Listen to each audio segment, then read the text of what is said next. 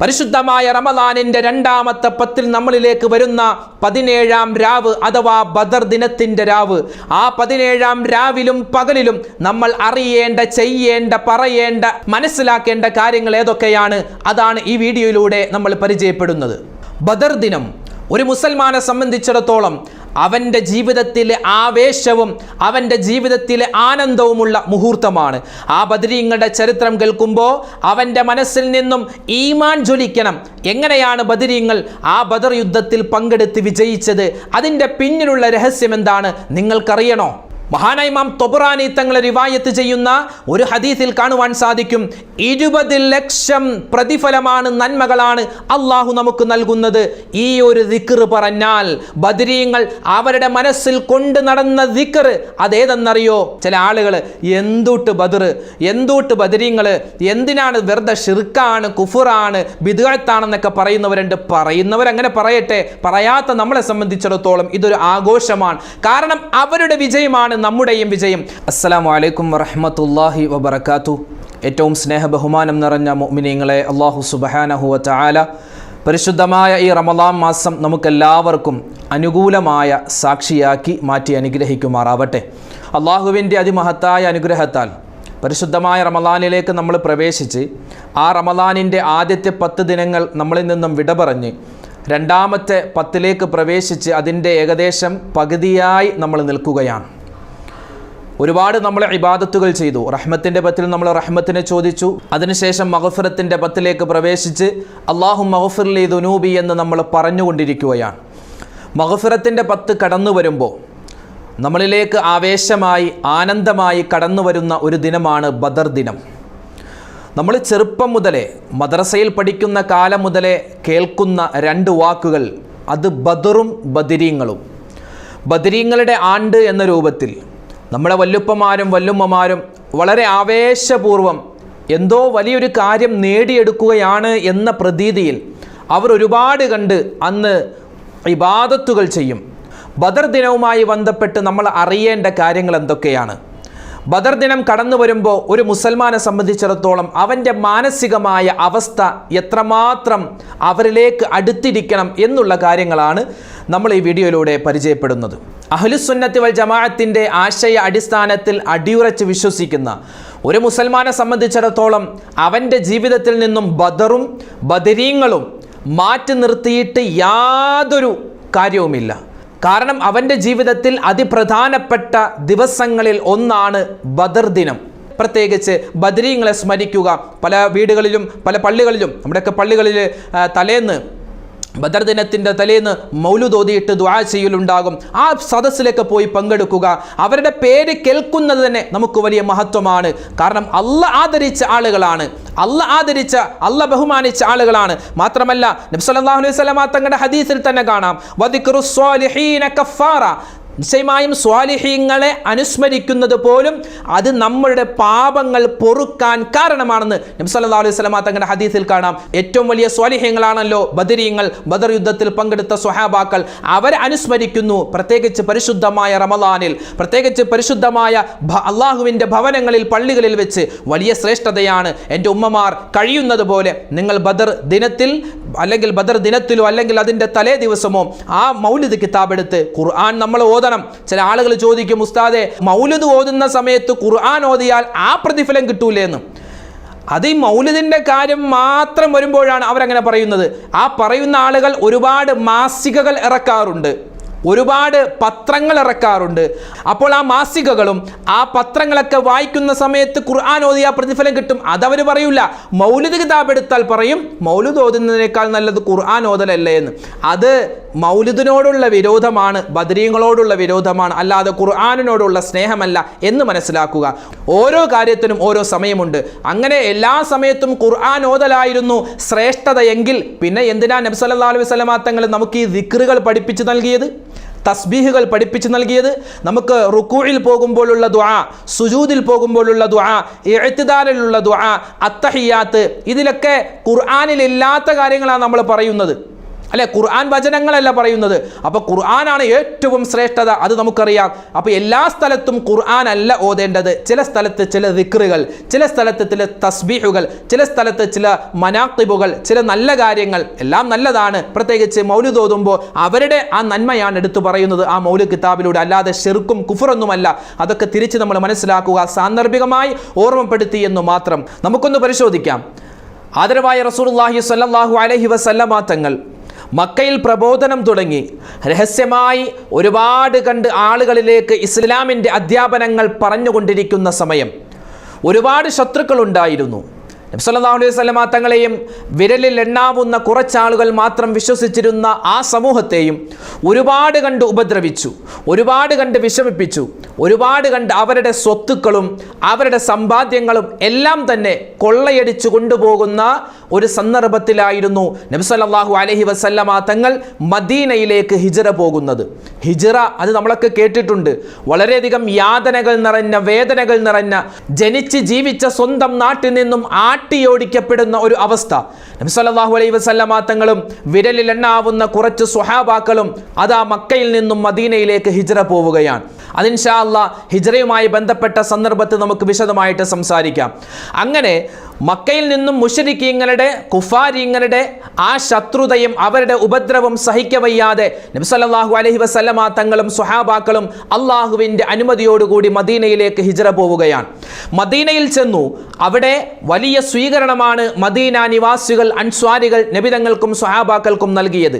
അങ്ങനെ വളരെയധികം സമാധാനത്തിൽ കഴിഞ്ഞുകൊണ്ടിരിക്കവേ ഏകദേശം ഹിജ്റയുടെ 2ാമത്തെ വർഷം, ഹിജ്റ വന്ന് മദീനയിലെത്തി 2 വർഷം കഴിഞ്ഞപ്പോൾ മക്കയിലെ കുഫാരിങ്ങൾ ഇവിടെയും പണി തുടങ്ങി. അവർ രാത്രികാലങ്ങളിൽ മദീനയിൽ വന്നിട്ട് നബി സല്ലല്ലാഹു അലൈഹി വസല്ലമ തങ്ങളുടെയും അവിടുത്തെ സ്വഹാബത്തിൻ്റെയും കൃഷിയിടങ്ങൾ, അവരുടെ സ്വത്തുക്കളൊക്കെ വീണ്ടും കൊള്ളയടിക്കാൻ തുടങ്ങി.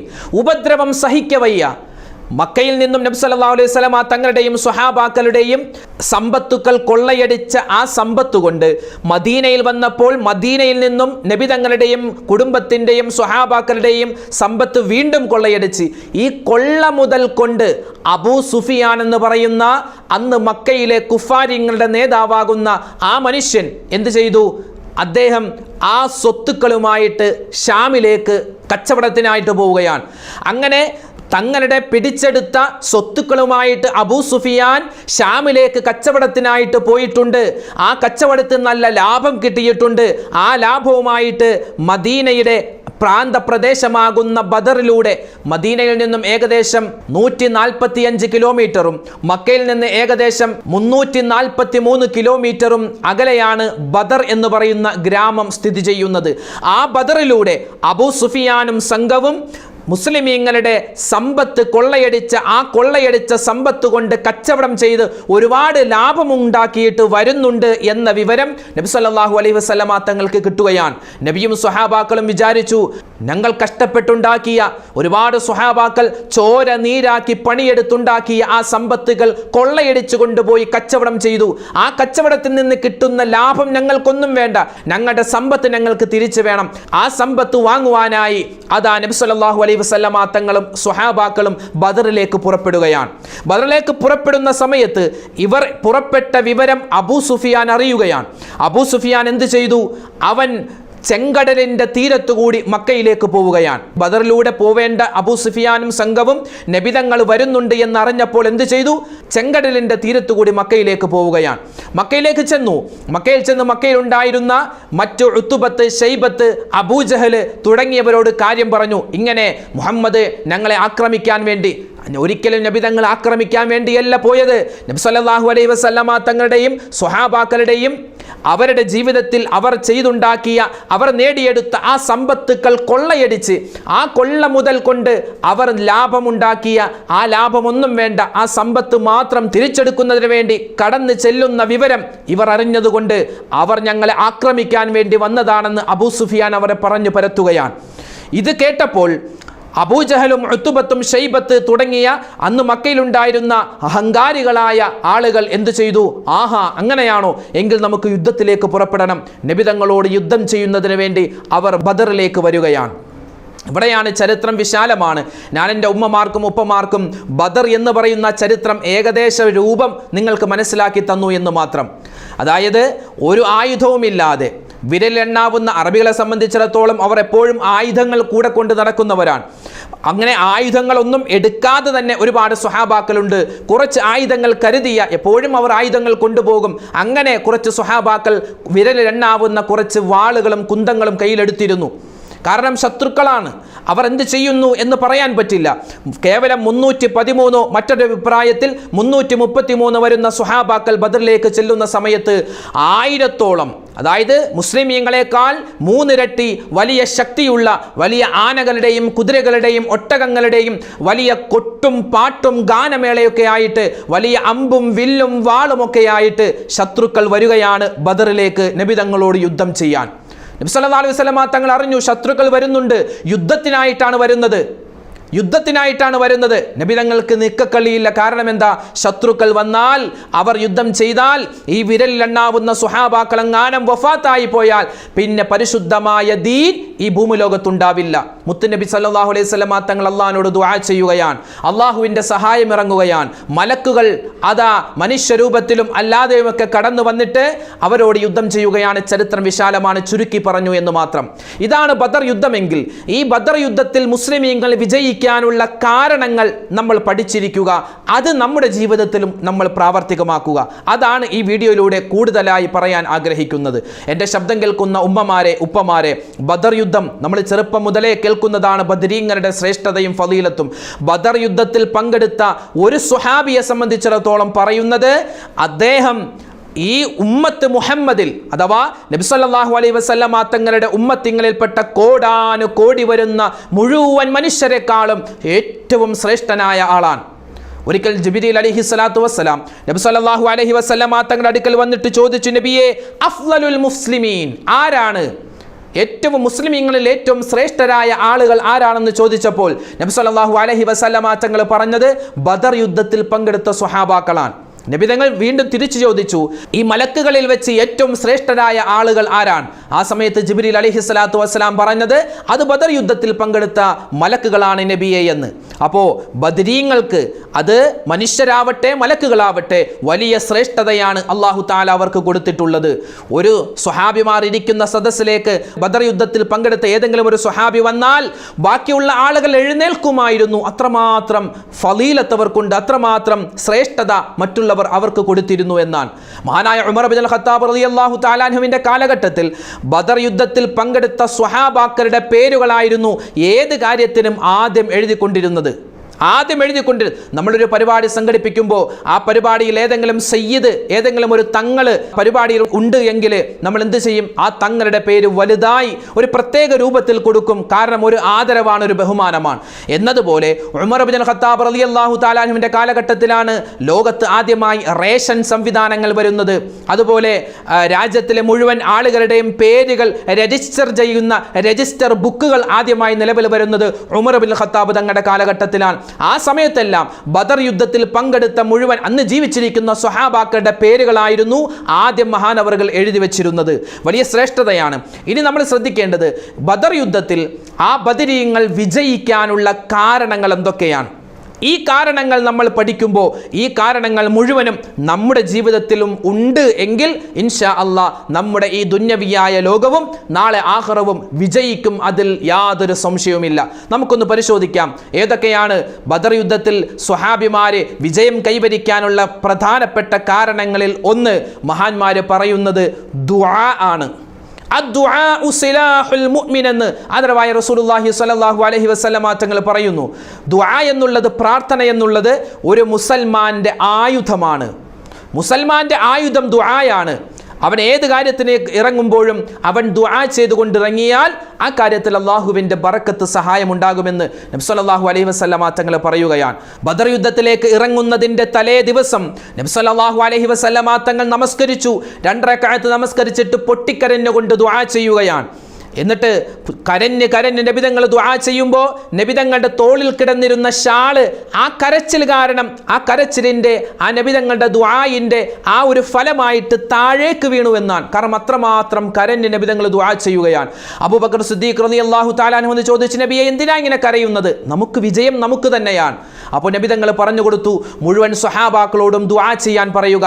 അവരോട് പറയണം, ഹസ്ബുനല്ലാഹു വനിഅമൽ വകീൽ നിഅമൽ മൗലാ വനിഅമൻ നസീർ. ഈ ദിക്ർ അവരോട് അധികരിപ്പിക്കാൻ അബൂബക്കറെ നിങ്ങൾ പറഞ്ഞു കൊടുക്കണമെന്ന് മുത്തുനബി സല്ലല്ലാഹു അലൈഹി വസല്ലം. ഇത് തന്നെയാണ് നമ്മുടെ ജീവിതത്തിലും ഉണ്ടാവേണ്ട ഒന്നാമത്തെ, ബദറിൽ നിന്ന് നമ്മൾ പഠിക്കേണ്ട ഒന്നാമത്തെ പാഠം. അത് ദുആയാണ്. പ്രത്യേകിച്ച് ഇപ്പോൾ പറഞ്ഞ ഈ ദുആ, ഈ ദിക്ർ ഹസ്ബുനല്ലാഹ് ഹസ്ബുനല്ലാഹു വനിഅമൽ വകീൽ നിഅമൽ മൗലാ വനിഅമൻ നസീർ എന്നും പറയാം. അല്ലെങ്കിൽ ഹസ്ബിയല്ലാഹു വനിഅമൽ വകീൽ നിഅമൽ മൗലാ വനിഅമൻ നസീർ എന്നും രണ്ട് രൂപത്തിലും പറയാം. രണ്ടും ശരിയാണ്. ഹസ്ബുനല്ലാഹ് എന്ന് പറഞ്ഞാൽ അല്ലാഹുവേ ഞങ്ങൾക്ക് നീ മതി, ഞങ്ങൾക്കെല്ലാവർക്കും നീ മതി എന്നാണ് അർത്ഥം. ഹസ്ബി അല്ലാ എന്ന് പറഞ്ഞാൽ അല്ലാഹുവേ എനിക്ക് നീ മതി എന്നാണ് അർത്ഥം. അർത്ഥമൊക്കെ എല്ലാം ഒന്ന് തന്നെയാണ്. ഈ രണ്ട് ദുആയിൽ ഏത് പറഞ്ഞാലും പ്രതിഫലമാണ്. ഒന്നാമത്തെ ദുആ, ഒന്നാമത്തെ ദിക്ർ നമ്മളെപ്പോഴും പറയുക. നമ്മുടെ ജീവിതത്തിൽ ഒരുപാട് പ്രയാസങ്ങൾ, പ്രശ്നങ്ങൾ, ദുഃഖങ്ങൾ, സങ്കടങ്ങൾ, രോഗങ്ങൾ ഉണ്ടാകും. അതൊക്കെ മാറാൻ ഉലമാക്കൾ പഠിപ്പിച്ചു തന്ന ഒന്നാമത്തെ വഴിയാണ് ഹസ്ബി അല്ലാ അല്ലെങ്കിൽ ഹസ്ബുനല്ലാ. ഹസ്ബുനല്ലാഹു വനിഅമൽ വകീൽ നിഅമൽ മൗലാ വനിഅമൻ നസീർ. ഈ ദിക്ർ ഇങ്ങനെ അധികരിപ്പിക്കുക. മാത്രമല്ല മറ്റൊരു ദിക്റാണ്, മറ്റൊരു ദുആയാണ് റബ്ബനാ ആതിനാ ഫിദ്ദുന്യാ ഹസനതൻ വഫിൽ ആഖിറതി ഹസനതൻ വഖിനാ അദാബന്നാർ. നബി സല്ലല്ലാഹു അലൈഹി വസല്ലമ തങ്ങൾ സ്പെഷ്യലായിട്ട് എപ്പോഴും ദുആ ചെയ്യുന്ന ഒരു ദുആയാണ്. ആപത്ത് ഘട്ടങ്ങൾ വരുമ്പോൾ നബി തങ്ങൾ ഒരുപാട് കണ്ട് പറയുന്ന ഈ ദുആ, അത് നമ്മുടെ ജീവിതത്തിൽ നമ്മൾ കൊണ്ടുവരിക. റബ്ബനാ ആതിനാ ഫിദ്ദുന്യാ ഹസനതൻ വഫിൽ ആഖിറതി ഹസനതൻ വഖിനാ അദാബന്നാർ. അതുപോലെ തന്നെ മഹാന്മാരായ പ്രവാചകന്മാർ ചെയ്ത ദുആകൾ അതും നമ്മുടെ ജീവിതത്തിൽ കൊണ്ടുവരിക. പ്രത്യേകിച്ച് ബദർ നമ്മൾ അനുസ്മരിക്കുമ്പോൾ ഈ മഗ്ഫിറത്തിന്റെ പത്ത് നമ്മളിൽ നിന്നും വിട പറയാൻ ഒരുങ്ങി നിൽക്കുന്ന ഈ സന്ദർഭത്തിലൊക്കെ ഈ ദുആകൾ നമ്മൾ ഒരുപാട് കണ്ട് അവതരിപ്പിക്കുക. ഏതാ? റബ്ബനാ വലംനാ അൻഫുസനാ വഇല്ലം തഗ്ഫിർ ലനാ വതർഹംനാ ലനകൂനന്ന മിനൽ ഖാസിരീൻ. ആദം നബി അലൈഹി സ്വലാത്തു വസ്സലാം ചെയ്ത ദുആയാൻ. മഹാനായ യൂനുസ് നബി അലൈഹി സ്വലാത്തു വസ്സലാം ചെയ്ത ദുആയുണ്ട്. ലാ ഇലാഹ ഇല്ലാ അൻത സുബ്ഹാനക ഇന്നി കുന്തു മിനൽ ളാലിമീൻ. ഇതൊക്കെ നമുക്കറിയാവുന്നതാണ്, നമ്മൾ പലപ്പോഴും പറഞ്ഞിട്ടുള്ളതാണ്. ഈ ദുആകൾ നമ്മൾ അധികരിപ്പിക്കുക. അപ്പോൾ ബദറിൽ നിന്ന് നമുക്ക് ഒന്നാമത്തെ പാഠം പഠിക്കാനുള്ളത് എന്താണ്? ദുആ ആണ്. അദ്ദുആഉ സിലാഹുൽ മുഅ്മിൻ. ഇനി രണ്ടാമതായി നമ്മൾ മനസ്സിലാക്കേണ്ട, ബദറിൽ നിന്ന് നമ്മൾ പഠിക്കേണ്ട പാഠം മുഷാവറയാണ്. മുഷാവറ എന്ന് പറഞ്ഞാൽ കൂടിയാലോചന. നമ്മുടെ വീട്ടിൽ ഒരു കല്യാണം നടക്കുന്നു, നമ്മുടെ വീട്ടിൽ എന്തെങ്കിലും ഒരു ഫംഗ്ഷൻ നടക്കുന്നു. ഏതെങ്കിലും ഒരാൾ മാത്രം അതങ്ങോട്ട് ആലോചിച്ച് ചെയ്താൽ അതിൽ ബറക്കത്ത് കുറവുണ്ട് എന്നാണ്. നമ്മൾ വീട്ടിലുള്ള ആളുകളൊക്കെ എല്ലാവരും ഒന്നിച്ചു കൂടുക. വീട്ടിൽ വാപ്പയുണ്ടാകും, ഉമ്മയുണ്ടാകും, ഭാര്യ, മക്കൾ എല്ലാവരും ഉണ്ടാകും, ജ്യേഷ്ഠനനുജൻ എല്ലാവരോടൊന്ന് അഭിപ്രായം ചോദിക്കുക. ഇങ്ങനെ നമ്മുടെ പരിപാടി നടക്കാൻ പോവല്ലേ, അപ്പോൾ നമ്മൾ എന്തൊക്കെ ചെയ്യണം? ഓരോരുത്തരും ഓരോ അഭിപ്രായം പറയുമ്പോൾ അതിൽ നല്ലത് നമ്മൾ തിരഞ്ഞെടുക്കുക. ഇത് തന്നെയാണ് നബി സല്ലല്ലാഹു അലൈഹി വസല്ലമ തങ്ങൾ സ്വഹാബാക്കളെ എല്ലാം വിളിച്ചിട്ട് അവരോട് അഭിപ്രായങ്ങൾ അന്വേഷിച്ചു. എന്താണ് നമ്മൾ ചെയ്യേണ്ടത്? യുദ്ധത്തിൻ്റെ രൂപങ്ങൾ എങ്ങനെയാവണം? അതിൻ്റെ കോലങ്ങൾ എങ്ങനെയാവണം? ആദ്യം നിൽക്കേണ്ടത് ആരാണ്? അമ്പുകൾ എയ്യേണ്ടത് ആരാണ്? വാളുകൾ പിടിക്കേണ്ടത് ആരാണ്? കൊടികൾ പിടിക്കേണ്ടത് ആരാണ്? എന്നൊക്കെ നബി സല്ലല്ലാഹു അലൈഹി വസല്ലമ തങ്ങൾ സ്വഹാബാക്കളോട് കൂടിയാലോചിച്ചിരുന്നു, മുഷാവറ ചെയ്തിരുന്നു. നമ്മുടെ ജീവിതത്തിലും വേണ്ട രണ്ടാമത്തെ കാര്യം അതാണ്. ഇനി മൂന്നാമതായി നമ്മൾ പഠിക്കേണ്ടത് ശുഭപ്രതീക്ഷയാണ്. നമ്മൾ എന്ത് കാര്യം ചെയ്താലും ആ ഒരു മനസ്സിലൊരു ശുഭപ്രതീക്ഷയുണ്ടാവണം. ഇത് വിജയിക്കും ഇൻഷാ അല്ലാഹ്. ഒരു ഇൻഷാ അല്ലാ എന്ന ആ ഒരു വാക്ക് നമ്മുടെ മനസ്സിൽ എപ്പോഴും ഉണ്ടാവണം. ഒരു യാത്രക്ക് ഇറങ്ങുമ്പോൾ, അല്ലെങ്കിൽ ഒരു പരീക്ഷ എക്സാം എഴുതുമ്പോൾ, അല്ലെങ്കിൽ ഒരു ഇൻ്റർവ്യൂവിന് പോകുമ്പോൾ, അല്ലെങ്കിൽ എന്ത് നല്ല കാര്യം ചെയ്താലും ഒരു ശുഭപ്രതീക്ഷ ഉണ്ടാവണം. അതോടൊപ്പം തന്നെ അള്ളാഹുവിൽ നമ്മൾ തവക്കുലാക്കുകയും ചെയ്യണം. തവക്കൽതു അലല്ലാഹ് വലാ ഹൗല വലാ ഖുവത ഇല്ലാ ബില്ലാഹിൽ അലിയിൽ അദീം. സ്വഹാബാക്കൾ ബദറിലേക്ക് ഇറങ്ങുന്നതിന് മുമ്പ് അവരുടെ നാവുകളിൽ നിന്നും വന്ന സിന്ദാബാവിളിയാണ് ഈ വാക്കുകൾ. എന്താ വിളിച്ചത്? അവർ പറഞ്ഞത് തവക്കൽതു അലല്ലാഹ് വലാ ഹൗല വലാ ഖുവത ഇല്ലാ ബില്ലാഹിൽ അലിയിൽ അദീം. അല്ലാഹുവേ, ഞങ്ങൾ നിന്നിലേക്ക് തവക്കുലാക്കി, ഞങ്ങൾ നിന്നിലേക്ക് ശുഭപ്രതീക്ഷ വെച്ചിരിക്കുകയാണ്, ഞങ്ങൾ നിന്നിലേക്ക് തവക്കുലാക്കിയിരിക്കുകയാണ്, കാര്യങ്ങൾ ഏൽപ്പിച്ചിരിക്കുകയാണ്.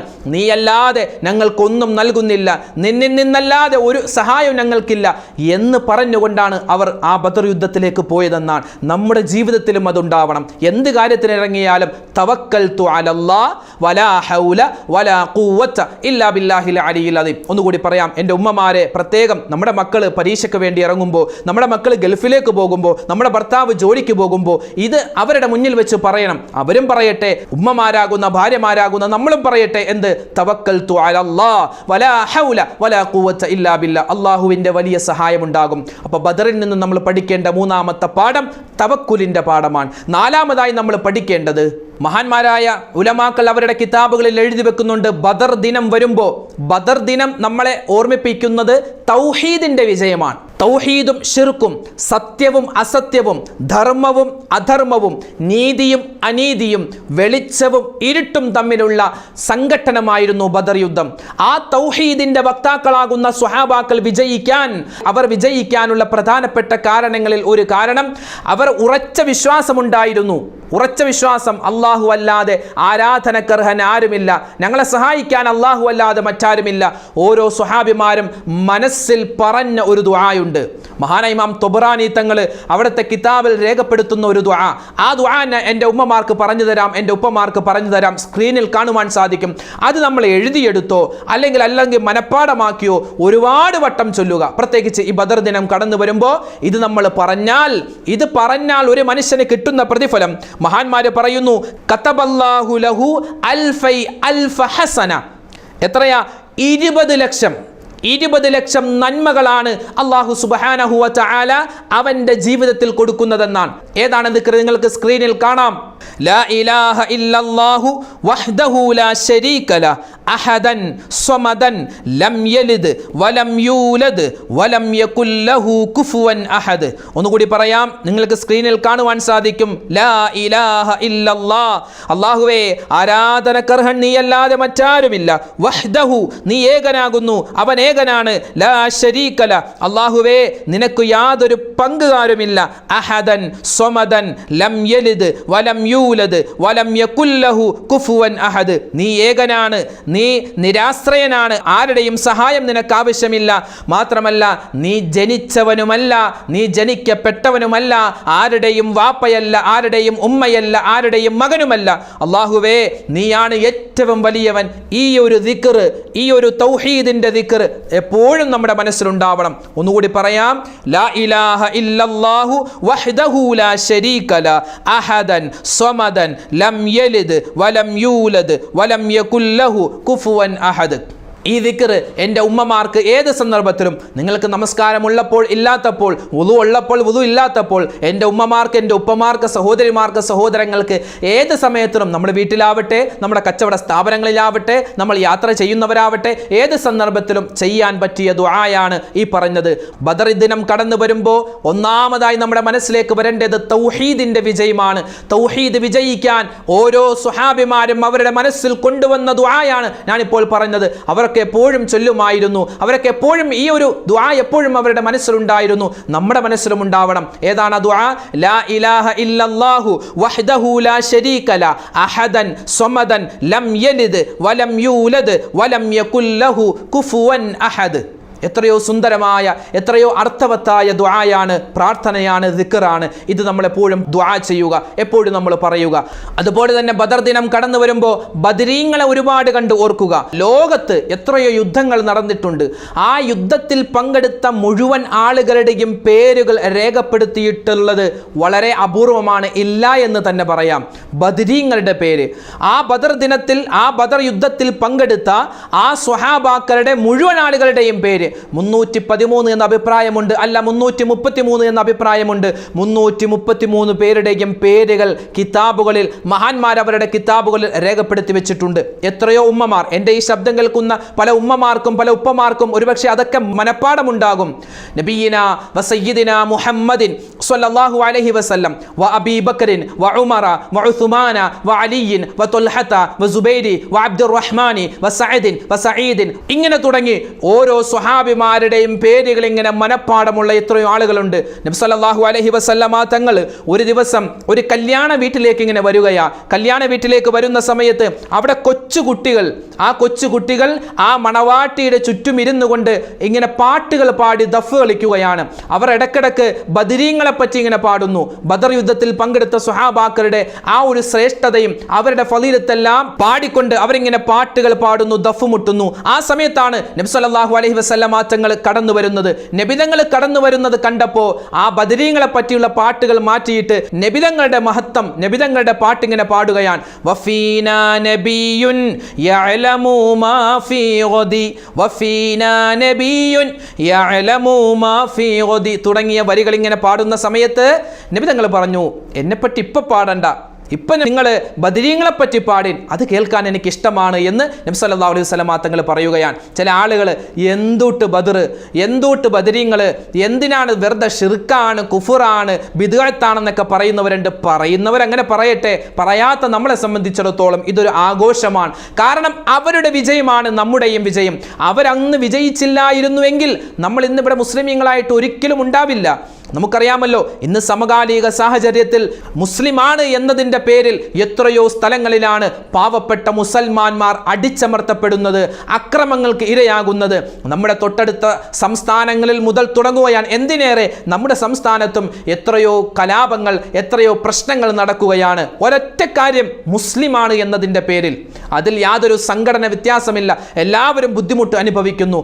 ആ സമയത്ത് നമ്മൾ ഓർക്കേണ്ട ചരിത്രമാണ് ബദർ ദിനത്തിൻ്റെ ചരിത്രം. നമുക്ക് വരാം, ബദരീങ്ങളിലേക്ക് വരാം, അവരെ നമുക്ക് അനുസ്മരിക്കാം, അവരുടെ ചരിത്രത്തിൽ നിന്നും നമുക്ക് പാഠം ഉൾക്കൊള്ളാം. നബി സല്ലല്ലാഹു അലൈഹി വസല്ലമ തങ്ങളുടെയും ആ ബദറിൽ പങ്കെടുത്ത സ്വഹാബാക്കളുടെയും പേര് പറഞ്ഞിട്ട് നിങ്ങൾ ദുആ ചെയ്താൽ ആ ദുആ സ്വീകരിക്കപ്പെടുമെന്ന് ഉലമാക്കൾ കണിശമായി കിതാബുകളിൽ രേഖപ്പെടുത്തുന്നുണ്ട്. ഇന്ന ദുആ മുസ്തജാബുൻ ഇൻദ ദിക്രി അസ്മാഇ അഹ്ലി ബദർ. ബദർ മൗലൂദ് ഓതുന്ന സമയത്ത് അതിൽ കാണുന്ന ഒരു വാക്കാണ് മഹാന്മാർ എഴുതി വെക്കുകയാണ്. നിശ്ചയമായും ബദരീങ്ങളുടെ പേര് പറഞ്ഞിട്ട് ചെയ്യുന്ന ദുആ, ആ ദുആ അല്ലാഹു തആല ഉത്തരം ചെയ്യും, ഉത്തരം ചെയ്തേക്കാം, അല്ലെങ്കിൽ ഇജാബത്ത് ഉണ്ടായേക്കാം എന്നല്ല. ഇന്ന ദുആ മുസ്തജാബുൻ, നിശ്ചയമായും അതിൽ യാതൊരു സംശയവുമില്ല, യാതൊരു സംശയവും വേണ്ട. അതിലെന്തുണ്ട്? ഉത്തരമുണ്ട്. അള്ളാഹുവിൻ്റെ ഭാഗത്ത് നിന്നും ഇജാബത്ത് ഉണ്ടാകും, മറുപടി ഉണ്ടാകും, അത് തീർച്ചയാണ്. അതുകൊണ്ട് ബദർ ദിനം വരുമ്പോൾ എൻ്റെ ഉമ്മമാരെ, ഉപ്പമാരെ, നമ്മൾ ശ്രദ്ധിക്കേണ്ട കാര്യങ്ങളാണ് ഈ വീഡിയോയിലൂടെ പറഞ്ഞത്. പ്രത്യേകിച്ച് ബദരീങ്ങളെ സ്മരിക്കുക. അതുകൊണ്ട് ബദർ ദിനം വരുമ്പോൾ എൻ്റെ ഉമ്മമാരെ, ഉപ്പമാരെ, നമ്മൾ ചെയ്യേണ്ട കാര്യങ്ങൾ, നമ്മൾ അറിയേണ്ട കാര്യങ്ങൾ, നമ്മൾ പറയേണ്ട കാര്യങ്ങളാണ് ഈ വീഡിയോയിലൂടെ നമ്മൾ പരിചയപ്പെട്ടത്. അല്ലാഹു സുബ്ഹാനഹു വ തആല നമ്മളെ അനുഗ്രഹിക്കുമാറാവട്ടെ.